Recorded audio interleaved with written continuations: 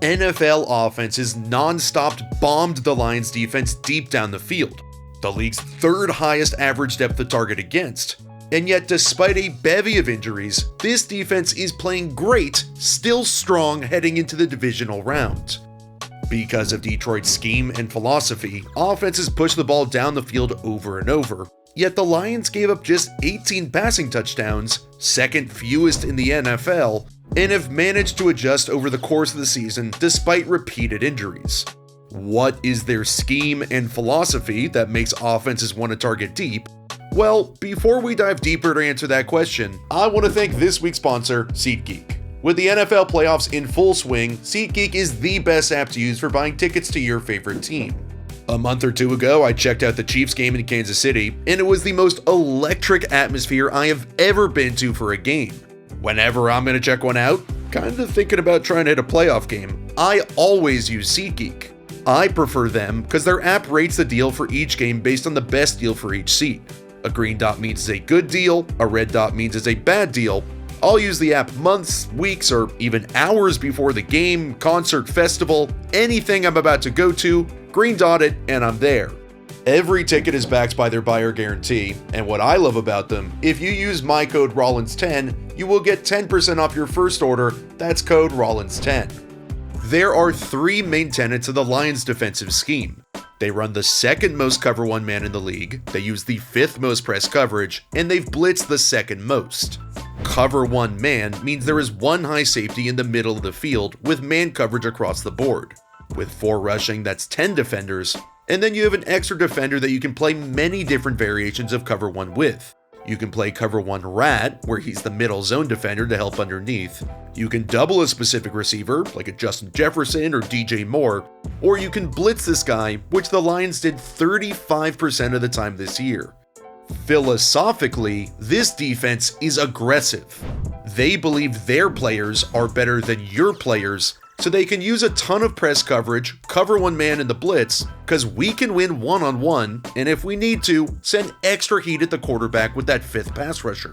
They're actually daring you to beat them deep, because by putting their cornerbacks essentially on islands, if they were more worried about the deep ball, they'd be playing more cover 2-man, which just means 2 deep safeties as opposed to 1.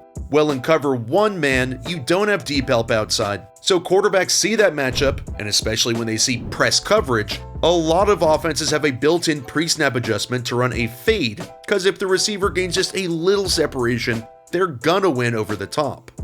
If your cornerbacks are better than the receivers, you're turning the difficulty on offense up full blast.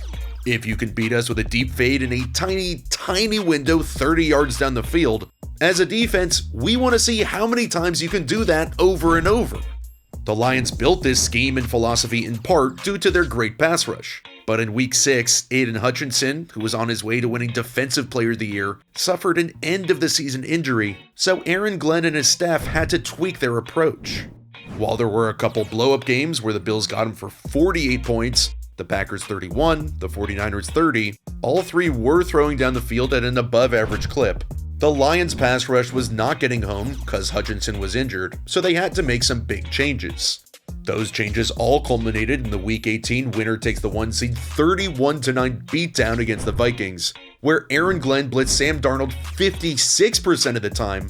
Darnold had just 4 yards per attempt, a way lower average depth of target at just 6.8, and by tweaking their approach, but still basing out of their cover 1 man-heavy game plan, the Lions dominated.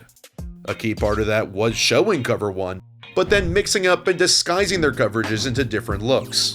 They used a lot of stunts, creative blitzes, and were exceptional in the red zone. For example, on a crucial 3rd and 6, watch everything that happens here. With the 3 defenders at the bottom stacked in a typical man alignment to the bunch, and then likely one of these safeties coming down to play that middle zone, the Lions are disguising what they're doing. They use cover 1 double 18, where it's cover 1 man, but Ifeatu Melifonwu comes down to double Justin Jefferson and blows up the play.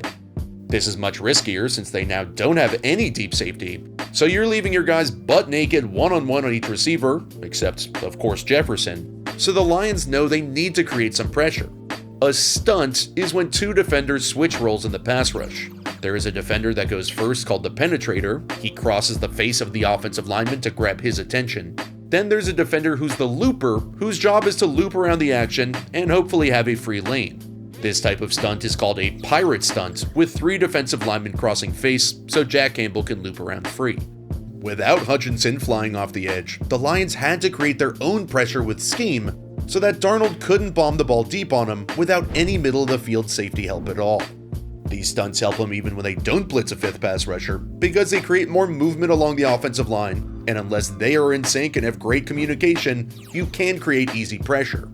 This is a TT stunt for tackle and tackle, like 2 defensive tackles, where Josh Paschal is the penetrator and Levi Onwuzurike the looper. Sometimes the stunt creates so much pressure that even though Paschal is the penetrator, just trying to grab the attention of the guard, he can win quicker and make it harder for Darnold to get a good pass off and can't push it deep. All the stunts, blitzes made it hard for Darnold to rip it deep like the Lions are daring you to do with their one-on-one press coverage. But it's not just sending any 5th pass rusher to create pressure. Glenn dials up some devastating blitzes that create way too much havoc. Here the Vikings have 7 in protection for 7 Lions, so Darnold doesn't have to worry about a free runner coming. The Lions use a load front where they position 3 defensive linemen to overload one side of the line, which puts the Vikings in a bind. Check out why Blake Brandel is the key guy here. Since you need big bodies on big bodies, so offensive linemen on defensive linemen, we can't have like CJ Ham on a defensive end, it's too much of a size mismatch. So Brendel can either zone slide to the right to create a 4-on-4 matchup, where if Alex Anzalone is blitzing, the Vikes would have 4 for 4, then Ham for Jack Campbell and 2 for 2 over here, or the Vikings could use man protection, and we can see Brendel signaling that here. Now it's 1-on-1 across the board, and Ham still has to fly over for Campbell. But when the Lions stunt Campbell and the defensive end Al-Quadin Muhammad, now it's a big body on a little body, Campbell gets pressure, and the play gets blown up. Some of the least discussed, most critical aspects of football is team effectiveness in the red zone and situationally on 3rd and 4th downs. Well, this year the Lions finished 3rd in 3rd down conversion rate against, 2nd in 4th down conversion, and were 7th best in the red zone. To stall out offensive drives, changing the score from a 7 to a 3 is massive, and this year they excelled. In my opinion, the biggest keys in the red zone are communication and knowing what offenses are trying to do against you. The Lions are great at both. For example, they know they're going to see a ton of mesh because of all the man coverage they play, where mesh is 2 crossing routes designed to be run so tightly together that it picks off a defender and squirts Aaron Jones free.